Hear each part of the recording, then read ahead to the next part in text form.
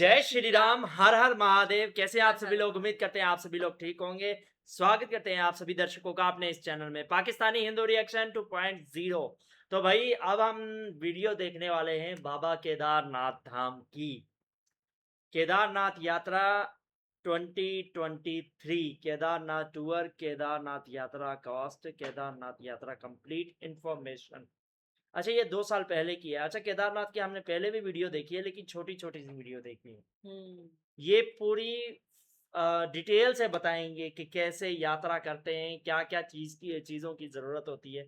मुझे यार बड़ा जाने का शौक है, बाबा केदारनाथ और बद्रीनाथ जाने का, दोनों धाम घूमने का। और बीच में जितने भी हमारे तीर्थ स्थल हैं वो सारे, वहाँ पर भी जाने का बहुत शौक है और आस्था भी है। तो पहले हम वीडियो देख लेते हैं, उसके बाद फिर बात करते हैं। बने रहे हमारे साथ इस वीडियो के एंड तक। चलो जी।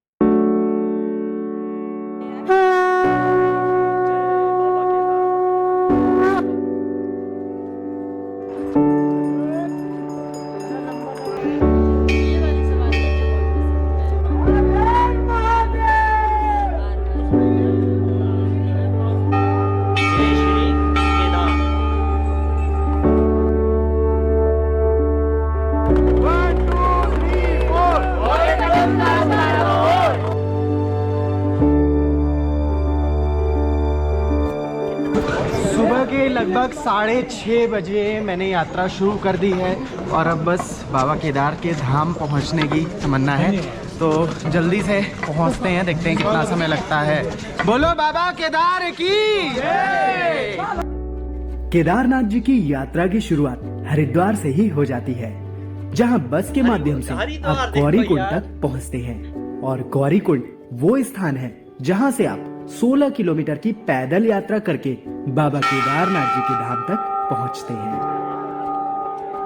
यहाँ पर आप छड़ी जरूर ले लें, ये जिससे आपको चलने में काफ़ी आसानी होगी और लगभग 50 रुपए की मिल जाती है। तो गौरीकुंड से ही आप ले लें क्योंकि आपको पूरे रास्ते की ज़रूरत पड़ेगी। मंदाकिनी नदी के किनारे बसे केदारनाथ धाम के लिए हरिद्वार से यात्रा स्टार्ट करके आप ऋषिकेश, देवप्रयाग, श्रीनगर, रुद्रप्रयाग, अगस्त्य मुनि होते हुए सोनप्रयाग तक पहुंचते हैं। और यहां से मात्र 50 रुपए प्रति व्यक्ति देकर शेयरिंग जीप से आप गौरीकुंड तक आ जाते हैं। हरिद्वार से गौरीकुंड तक पहुंचने में आपको पूरा दिन लग जाता है।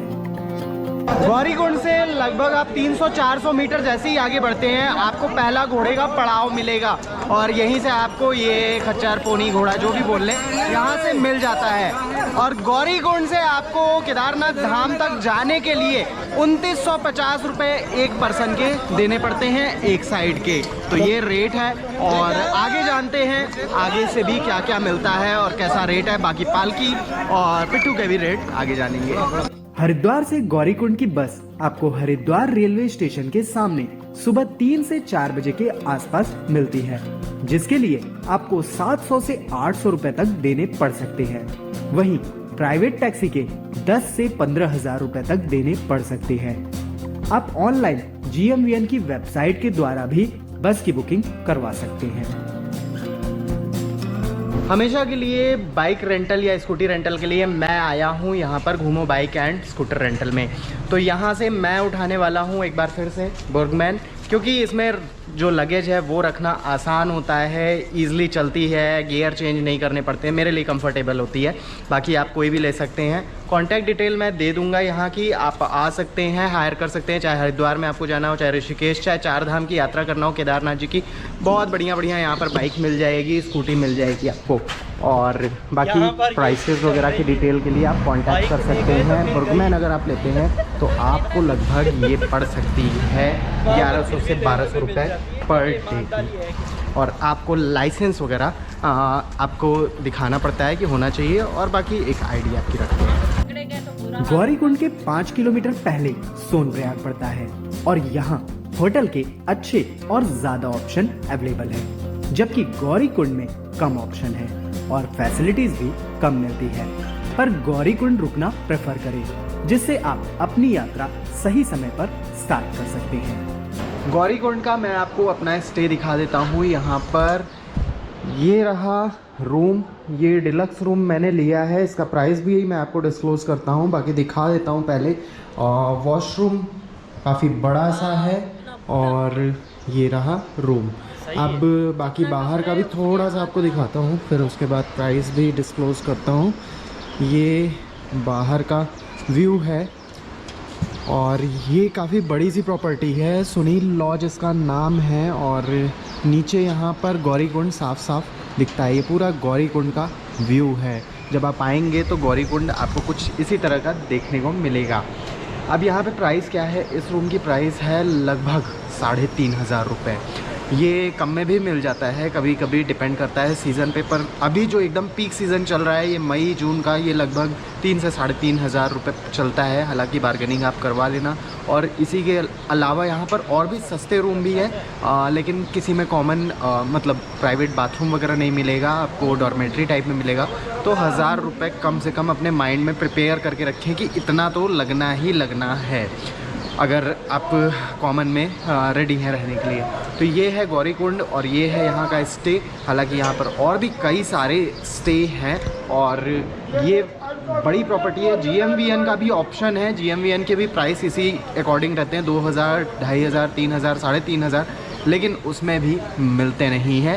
पहले से एडवांस बुकिंग आप करवा ले GMVN की वेबसाइट पर जाकर। गौरीकुंड से केदारनाथ जी के मंदिर के इस 16 किलोमीटर की ट्रैक में कई पॉइंट्स पड़ते हैं, जिसमें पहला पॉइंट गौरीकुंड से लगभग 4 किलोमीटर दूर जंगल चट्टी पड़ता है और खाने पीने के लिए ये स्थान ही सबसे रीजनेबल और बेहतर है। पराठे कितने के? पराठे 50 है, 50 प्लेट यस। मैगी 50। जबकि इसके 1 किलोमीटर बाद भीमबली पड़ता है और भीमबली से 1 किलोमीटर आगे पड़ता है रामबाड़ा। लगभग 6 किलोमीटर की जो पैदल यात्रा है वो मैंने कर लिया और पहुंच चुका हूं मैं भीमबली में। भीमबली वो स्थान है जहां से खच्चरों का रास्ता इधर कुछ हो जाता है। ये ब्रिज आप नीचे की तरफ देख रहे होंगे, यहाँ से खच्चर जा रहे हैं और यहाँ से पैदल आप ना जाएं क्योंकि खच्चरों के बीच जाने में आपको प्रॉब्लम होगी। उसके लिए पैदल मार्ग अलग बना हुआ है और लगभग इसके बाद आप 1 से 1.5 किलोमीटर रामबाड़ा तक आप पैदल ही जाते हैं। खच्चर से भी खच्चर विहीन रास्ता हो जाता है एक तरह से। और गौरीकुंड से यहाँ तक पहुँचने में 10:50 हो गए हैं, मतलब कि 6:30 बजे निकले थे, 10:50 हो रहा है। लगभग 4 घंटे से ज़्यादा का समय हो गया है यहाँ तक पहुँचने में। बीच में खाए पिए भी हैं, थोड़ा सा रुके हैं, तो अब देखते हैं वहाँ तक कब तक पहुँचते हैं। लास्ट टाइम लगभग 5, 5:30 बजे निकले थे और पहुँचे थे शाम को 4 बजे। देखते हैं इस टाइम कितना समय लगेगा। जय भोलेनाथ। साल 2022 की तुलना में इस बार मुझे इस यात्रा में कम भीड़ भाड़ देखने को मिल रही थी और इस साल कई सारी सुविधाएं भी बढ़ गई थी, जैसे टेम्पररी टॉयलेट्स परमानेंट बन गए थे और साफ सफाई का भी ध्यान दिया गया था। वहीं इस बार ट्रैक के दौरान जगह जगह पर कैमरास भी लगाए गए थे और कुछ जगहों पर वाईफाई की सुविधा भी थी। हालांकि कुछ कमी यहाँ पे पानी मैंने लिया, पानी का कलर आप खुद देख सकते हो बॉटल में क्या हाल हुआ। ये है रामबाड़ा और रामबाड़ा पर ये ब्रिज आपको दिखाई देगा। जब त्रासदी यहाँ पर आई थी तो यही सबसे ज़्यादा अफेक्ट हुआ था और कभी यहाँ पूरा बसा हुआ होता था। आज ये पूरा ख़त्म हो चुका है, उजड़ा हुआ ही आपको दिखेगा। पहले जो रास्ता जाता था वो इस साइड से जाता था, लेकिन जब त्रासदी हुई उसके बाद से नया रास्ता बना और इस साइड से जाने लगी। तो फिलहाल व्यू तो बहुत अच्छा आ रहा है, लेकिन उस टाइम क्या हाल हुआ होगा भगवान न करे दोबारा ऐसी समय आए। केदारनाथ जी की यात्रा का सबसे आसान और तेज माध्यम हेलीकॉप्टर का होता है और हेलीकॉप्टर आपको गुप्त काशी, फाटा और शेरसी नाम की जगह से मिलते हैं और इसकी बुकिंग केवल ऑनलाइन होती है, जबकि रेट्स कुछ इस प्रकार से होते हैं। केले कैसे भैया? केले केला भैया 10 रुपये का एक है। 10 का एक और खीरा? खीरा भैया 40 रुपये कोई सा भी ले लो। 40 का एक। तो यहाँ पानी की बोतल अगर आप लेते हैं तो 50 रुपये एक बोतल का दाम है, 1 लीटर बोतल। तो लाल से काला हो गया हूँ मैं और अब इसी ड्रेस में चलेंगे। थोड़ी सी पतली हो गई है टी शर्ट तो आराम रहेगा। ये आप देखो पसीना इतना स्वेटिंग होने लगी थी, इसमें आने लगा है ये। यात्रा के दौरान raincoat, gloves, jacket, inner, socks, winter cap और अम्ब्रेला जरूर कैरी करें और जूते भी अच्छी क्वालिटी के रखें। हालांकि अगर आप कुछ भी भूल जाते हैं तो गौरीकुंड में यात्रा के लिए सभी आवश्यक चीजें मिल जाती हैं, लेकिन ये आपको कॉस्टली पड़ सकती है।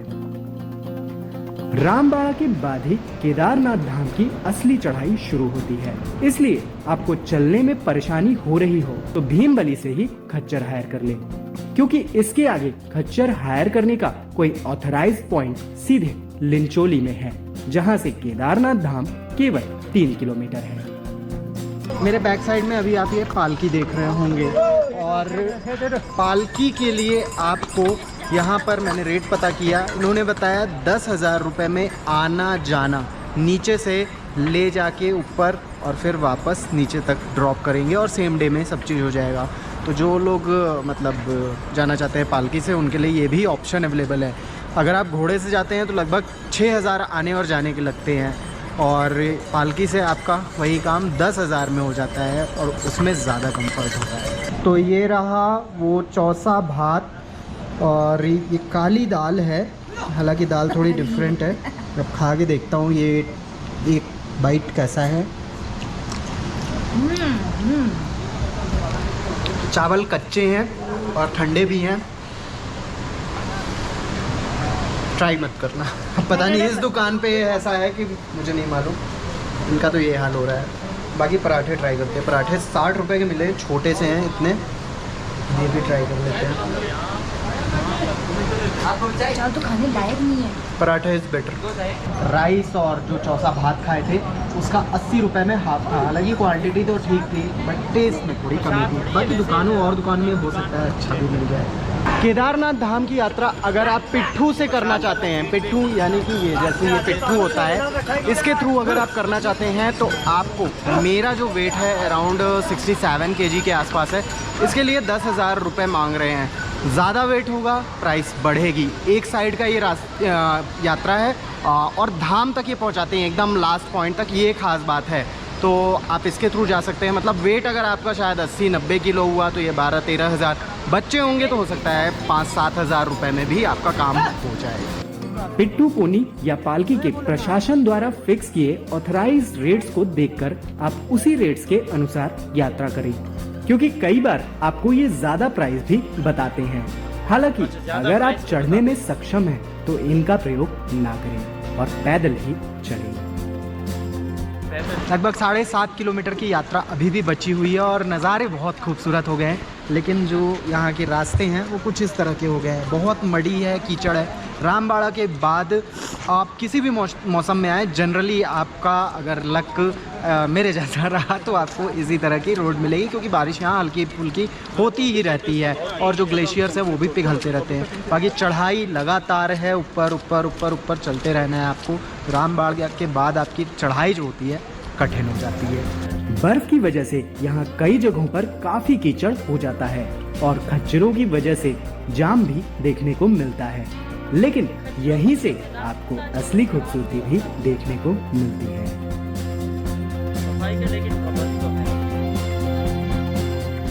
भोलेनाथ ने खूबसूरती इतनी बढ़ा दी है कि मुंह से बस वाह क्या बात है ये निकल रहा है।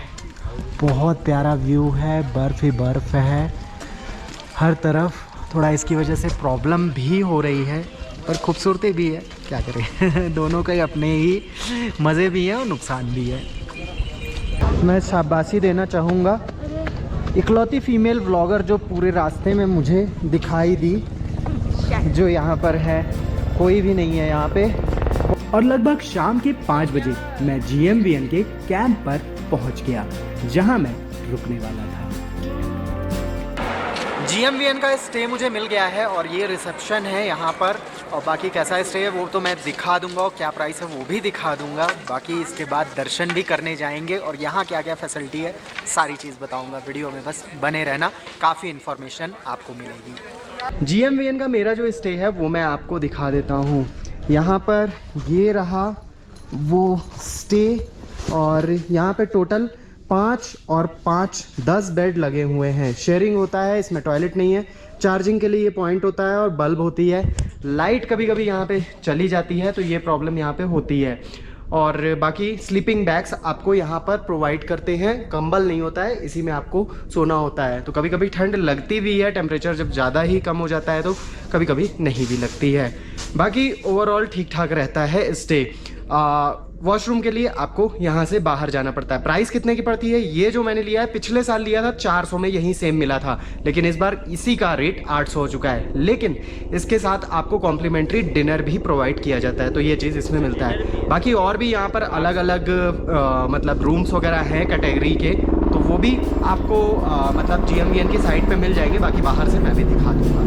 वॉशरूम की यहाँ बहुत अच्छी सुविधा नहीं है और GMVN के रूम्स की बुकिंग आप कम से कम 2 महीने पहले ही बुक करवा कर रख लें। GMVN के यहाँ 3 अलग अलग कॉम्प्लेक्स हैं।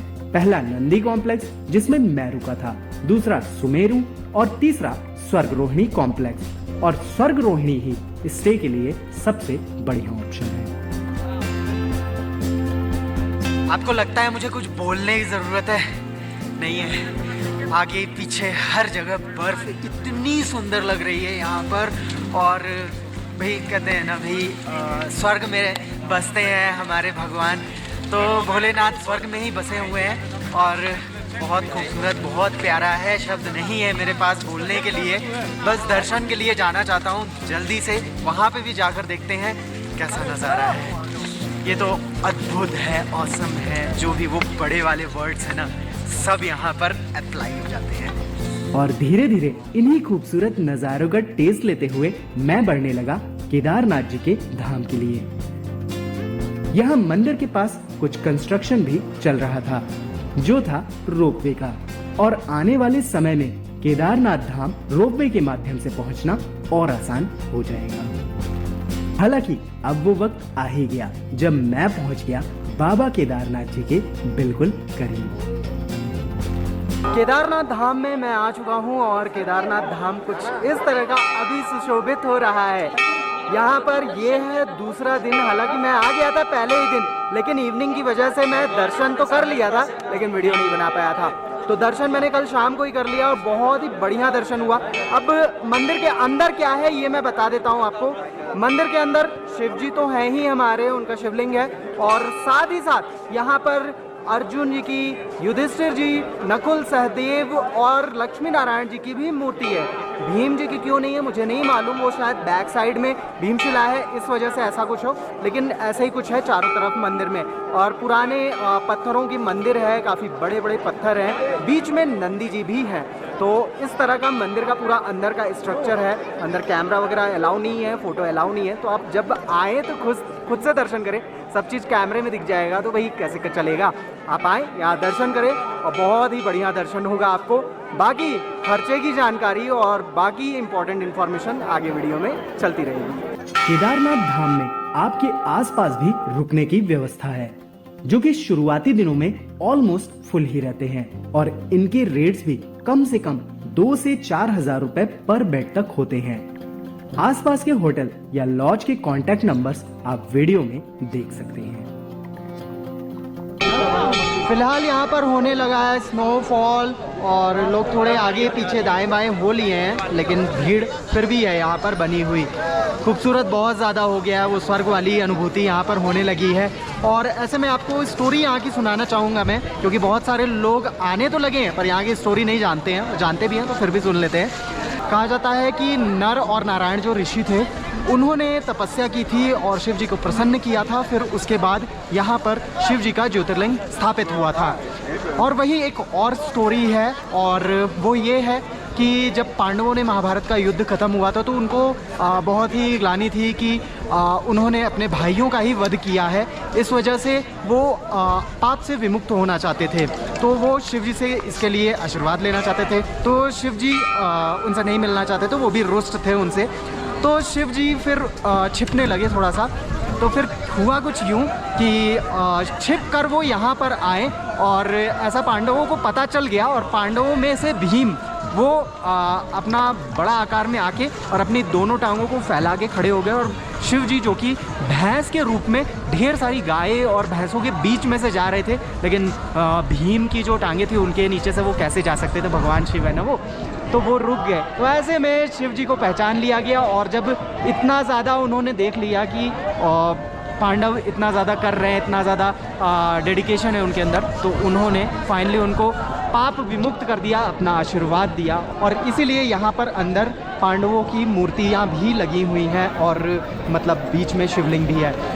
केदारनाथ मंदिर के पीछे मुझे बहुत से लोग अपना खुद का टेंट लगाए हुए भी दिखे, तो यहाँ आप चाहे तो खुद का टेंट भी ला सकते हैं, पर साथ में ठंड का अरेंजमेंट भी करके आए, क्योंकि रात में यहाँ टेम्परेचर -डिग्री में चला जाता है। जैसा कि आप सभी जानते हैं, केदारनाथ धाम केवल साल में 6 महीने के लिए खुला होता है और जनरली अप्रैल के एंड में या फिर मई के स्टार्टिंग पीरियड में ये ओपन हो जाता है और क्लोज होता है ये दिवाली के लगभग 2 दिन बाद, भाई दूज के दिन। तो इस पूरी पीरियड में जो बेस्ट टाइम आपके लिए हो सकता है वो होता है स्टार्टिंग का टाइम, मई और जून, ये अच्छा टाइम होता है। इसके बाद मानसून आ जाता है, तो मानसून में जाना रिस्की होता है क्योंकि लैंडस्लाइड काफ़ी होता है।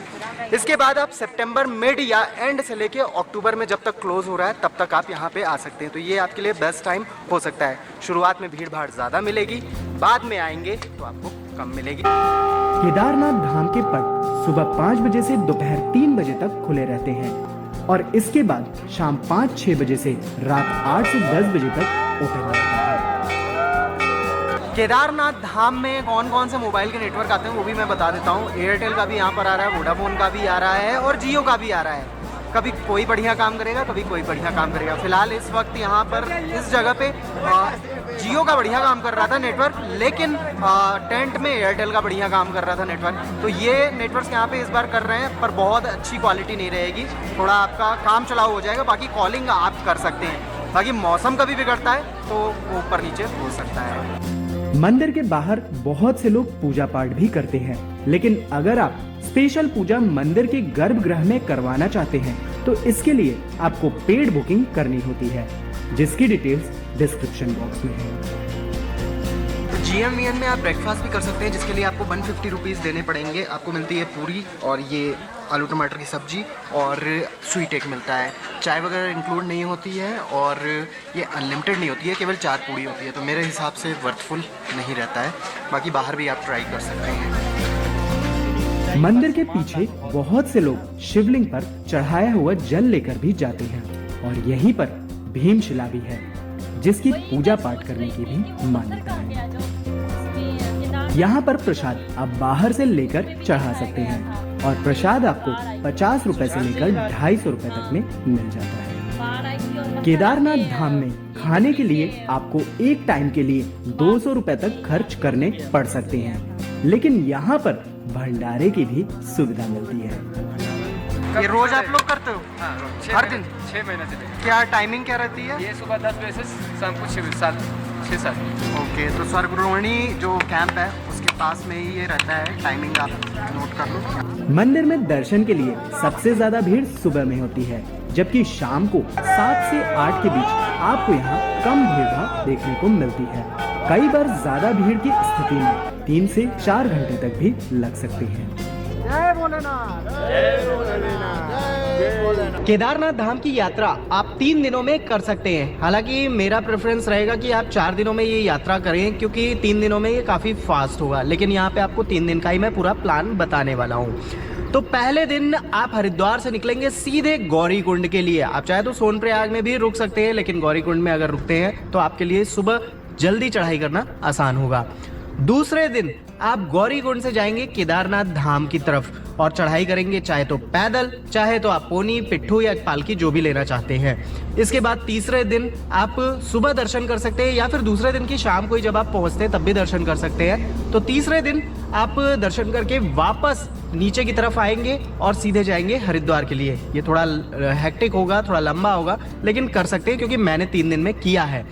अब इसके बाद अगर आप हेलीकॉप्टर से करते हैं तो आपको 2 या 3 दिन तब भी लगने वाले हैं, क्योंकि आप हरिद्वार से फाटा जाएंगे, फाटा में स्टे करेंगे, अगले दिन हेलीकॉप्टर से दर्शन करेंगे और फिर उसके बाद वापस दर्शन करके आएंगे। तो हो सकता है कि आप हरिद्वार वापस जा सके, हो सकता है नहीं भी जा सके, लेकिन 3 दिन तो आपको लग जाता है जनरली। तो ये आपका टोटल प्लान रहेगा, मतलब 3 से 4 दिन, 4 दिन प्रेफरेंस रहेगा, 4 दिन में करें, आराम से होगी। अब आपका खर्चा क्या आएगा? खर्चा में अलग अलग माध्यम से आप जा रहे हैं तो वो बता देता हूँ। अगर आप बस के थ्रू जाते हैं तो ये आपके लिए सबसे सस्ता पड़ता है। बस के थ्रू होटल अगर आप करते हैं तो आपका लगभग 2000 रुपये लगेगा, क्योंकि कम बजट का ही थोड़ा आप चूज़ करेंगे और 2 लोग मैं कंसिडर कर रहा हूँ, आप लोग कम से कम जा रहे हैं तो 2000 होटल का। वही आपका ट्रांसपोर्टेशन का यानी कि बस का ही 2000 रुपये के आसपास ही लगेगा, क्योंकि आपको जाना है कहाँ? आपको सीधे हरिद्वार से गौरीकुंड जाना है और गौरीकुंड से वापस आना है, यही खर्चा लगेगा और थोड़े बहुत ऊपर नीचे लगेंगे। इसके बाद आपका मील्स का लगभग 1000 रुपये का खर्चा आएगा, मतलब 5000 रुपये में अगर आप बस से जर्नी कर रहे हैं तो लग जाएगा। दूसरा, अगर आप कार से कर रहे हैं, कार में मैं कंसिडर कर रहा हूँ कि 4 लोग भरे हुए हैं, कार में 4 लोग बैठ के जा रहे हैं, तो इसका खर्चा आपका आ सकता है होटल में, इसमें थोड़ा सा स्टैंडर्ड बढ़ा देते हैं तो 3000 रुपये होटल का, इसके साथ आपका ट्रांसपोर्टेशन का 4000 रुपये कम से कम लगेगा, और इसके बाद आपका मील्स का जो लगेगा वो लगभग 2000 रुपये का खर्चा लग सकता है। तो टोटल इसको करेंगे तो लगभग 9000 रुपये का खर्चा आएगा। इसके बाद अगर आप हेलीकॉप्टर से जाते हैं तो आपका होटल का खर्चा 3000 रुपये लगेगा, आपका ट्रांसपोर्टेशन का भी कार का खर्चा लगेगा ही, क्योंकि आप फाटा तक जा रहे हैं, और वो लगभग 3000 रुपये मान के चल रहा हूँ मैं कि लगेगा एक पर्सन पे, 4 लोग कार में बैठे हैं। तो इसके बाद आपका आता है हेलीकॉप्टर का। हेलीकॉप्टर का मैक्सिमम खर्चा अगर आप गुप्त काशी से करते हैं तो लगभग 7740 रुपये लगता है आने और जाने का, और इसके बाद आपका फूड वगैरह यानी मील्स का लगभग 2000 रुपये। इसका टोटल करेंगे तो लगभग आपका 15740 के आसपास खर्चा आएगा। इसके बाद अब एक और माध्यम है जिससे मैं गया था, और वो है स्कूटी का। स्कूटी का खर्चा आपके लिए कम नहीं होगा। स्कूटी से अगर आप जाते हैं तो होटल का तो हम मान के चल रहे हैं तो 3000 लगेगा, और इसके बाद आपका स्कूटी हायर कर रहे हैं तो वो लगभग 1200 पर डे मान के चले तो 3600 रुपये ये लग जाएगा, और इसके बाद उसमें फ्यूल भी आप डलवाएंगे। मैंने लगभग 1200 रुपये का पेट्रोल भरवाया था, और उसके बाद आपका खाने पीने का मील्स का यानी कि 2000 रुपये लगेगा। तो टोटल इसका करते हैं तो 9800 रुपये, 9800 रुपीज़ का टोटल खर्चा आएगा। तो अलग अलग बजट मैंने बता दिया है, अलग अलग लोगों के अकॉर्डिंग, जिसका जो भी बजट है उसके अकॉर्डिंग जा सकते हैं। थोड़ी कॉस्टली ये यात्रा होती ही है, और शुरुआत में ज़्यादा होती है, हो सकता है बाद में जाए तो ये बजट कम हो, और सीज़न के अकॉर्डिंग ऊपर नीचे रेट्स भी होते हैं। तो शुरुआत में जाएंगे तो ज़्यादा खर्चा होगा, बाद में यानी कि सितंबर अक्टूबर में जाएंगे तो थोड़ा कम बजट आएगा। तो ओवरऑल ये इन्फॉर्मेशन थी, और कोई जानकारी अगर आप चाहिए होगी, कोई मिसिंग होगी इन्फॉर्मेशन इस वीडियो में, तो आप डिस्क्रिप्शन बॉक्स में दिए हुए लिंक पर जा सकते हैं और हमारी ट्रैवल कंसल्टेंसी पे कांटेक्ट कर सकते हैं। आपको किसी भी प्लेस की जानकारी चाहिए होगी तो उस पर मिल जाएगी। तो ओवरऑल ये जानकारी थी। मेक श्योर नेचर को क्लीन और ग्रीन रखें, चैनल को सब्सक्राइब करना, वीडियो को लाइक और शेयर करना ना भूले। आज के लिए इतनी इन्फॉर्मेशन थी। जय भोलेनाथ। तो जी ये थी आज की हमारी एक मिनट, ये क्या ये अच्छा पिक्चरें ली जो यात्री साथ में उनके साथ, क्या बात।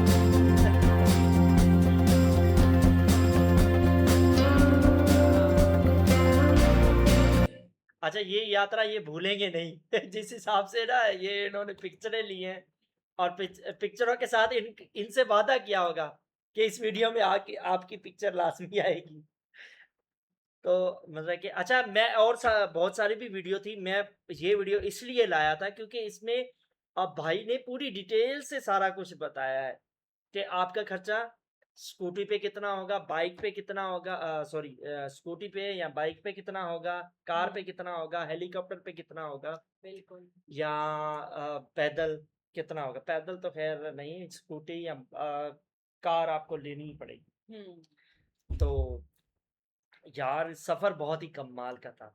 मैं पता है क्या कह रहा था, जब हमारी मतलब कि अभी हम जवान हैं, हम यात्रा कर सकते हैं, तो जितने कष्ट आएंगे ना उतने हम जो है वो कहते हैं ना अ, उतने पाप घटेंगे जितना कष्ट आएगा। तो यात्रा में कष्ट तो होनी चाहिए, जिसमें दम ना हो फिर वो बेचारा क्या करे। दम लाना चाहिए, दम खुद ब खुद आ जाता है, भोले बाबा दे देते हैं दम लेकिन वो मंदिर को देखने और मंदिर पर पहुंचने का उत्साह इतना होता है कि खुद ब खुद हिम्मत आ जाती है। बंदे में जोश आ जाता है। जोश आ अगर जाता किसी है। चीज की हमें खुशी हो ना, तो उस चीज में हमें थकावट नहीं आती। जैसे कि हाँ इतनी मतलब ऊपर जाना होता है ना उस हाँ सफर में, काफी सफर होता है लंबा। तो हम्म। मैं यही सोच रही थी पूरे सफर में कि नीलकंठ वर्णी जी जो थे, उन्होंने हाँ, वो अभी सीरीज हम हाँ सेकंड चैनल पर उन्होंने देख भी रहे हैं। पूरे देश की यात्रा की थी। हाँ, देश के ऊपरी हिस्से की, मतलब पूरे कि देश जहाँ की जहाँ हमारे तीर्थ स्थल है वहां पर यात्रा की थी। डबल डबल भी की थी ना। डबल कैसे? डबल मतलब अयोध्या में 2 बार गए थे जहाँ उनका घर था। 2 बार भी तो गए थे। हाँ, तो 2 बार नहीं गिना जा सकता, वो रास्ते उस हिसाब से थे। इस हिसाब से उनको घूम के आने की जरूरत नहीं थी, वो रास्ता ही वहीं से था, यानी आगे नहीं जा सकते नहीं, थे, पीछे आना था। मैं वही बात कर रही हूँ, जैसे मैंने अभी कहा कि मतलब किसी बंदे में दम ना हो, वो थक भी सकता है। वैसे भी यात्री जो साथ होते हैं ना, वो हिम्मत दे देते हैं। अगर बहुत सारे हो ना पीछे, हाँ, फिर मजे मजे में मतलब एंजॉय भी करते हैं। एंजॉय करते थे। और थकावट जो और है वो वैसे भी महसूस नहीं व्यू होती। इतना खूबसूरत होता है कि मतलब कि वो बंदा देख के ही खुश होता जाता है, उसको मतलब कि लुत्फ अंदोज हाँ, उसको सफर का पता ही नहीं चलता। नहीं चलता। हाँ, और लेकिन एक एक्साइटमेंट होती है हाँ, कि हम कब जाए मंदिर के पास, कब कम पहुंचेंगे। पहुंचेंगे। और अच्छा, पूजा के लिए आपको 2 महीने पहले ही आपको ये करना पड़ता है, कि रजिस्टर करना पड़ता है आपका जो, अगर आपको पूजा करवानी है मंदिर के गर्भगृह में, मंदिर के अंदर,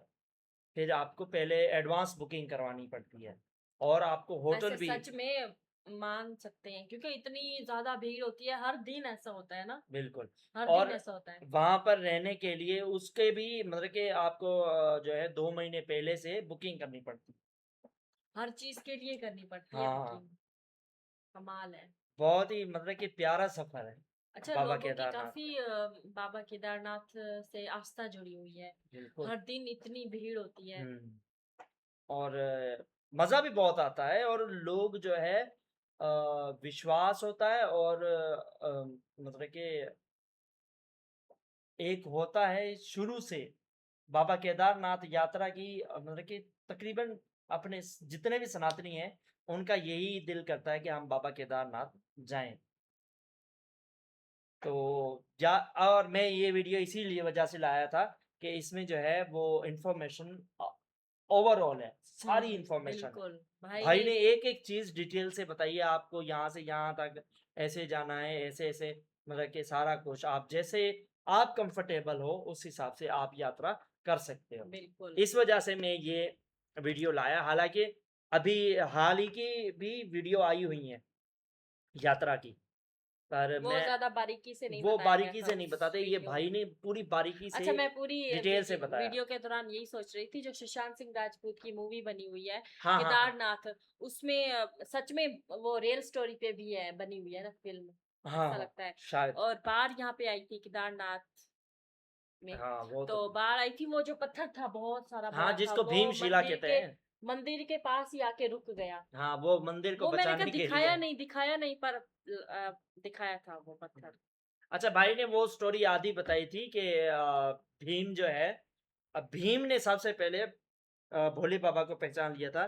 वो मतलब कि बैल के रूप में थे, और मतलब कि भोले बाबा को पता चल गया था कि भीम ने मुझे पहचान लिया, तो वो वहां से जाने लगे ना, हाँ तब तक पांडवों ने भोले बाबा को चारों तरफ से घेर लिया था। तो भोले बाबा क्या, वो उन्होंने मतलब कि जमीन में के अंदर धंसना शुरू कर दिया, तो सारा कुछ धंस गया। तो भीम ने वो बैल का ऊपर वाला हिस्सा होता है ना, या पीठ पर ऐसे वो उसकी पीठ निकली होती हाँ है, हाँ, वो हिस्सा ऐसे मतलब के बाहों में जकड़ पकड़ लिया। लिया। तो वो बाकी सारा अंदर चला गया था बैल, सिर्फ वही हिस्सा रह गया। तो शिवलिंग भी उसी प्रकार की। अच्छा, इसीलिए वो शिवलिंग ऐसी है। हाँ, तो वो वहीं पर जम गया था। और फिर जो है भोले बाबा ने जो है उनको आशीर्वाद भी दिया, उनको उनके पाप से मुक्त भी किया। ये स्टोरी थी। और दूसरी मतलब कि बताई थी जो तपस्या की थी, अ, अ, नाम बताए थे ऋषियों के, पता वो भूल के। वो सच्ची होगी तो पता नहीं, मुझे तो यही पता थी स्टोरी चलो जी, आज की वीडियो यही थी। उम्मीद करते हैं आप सभी को भी ये यात्रा बहुत पसंद आई होगी। तो वीडियो को बहुत लाइक कीजिए, ज़्यादा। शेयर कीजिए, कमेंट ज़रूर कीजिएगा। चैनल पर नए हैं तो चैनल को सब्सक्राइब कीजिए, बेल आइकन ज़रूर दबाइएगा। मिलते हैं नेक्स्ट वीडियो में, तब तक के लिए जय श्री राम, हर हर महादेव। हर हर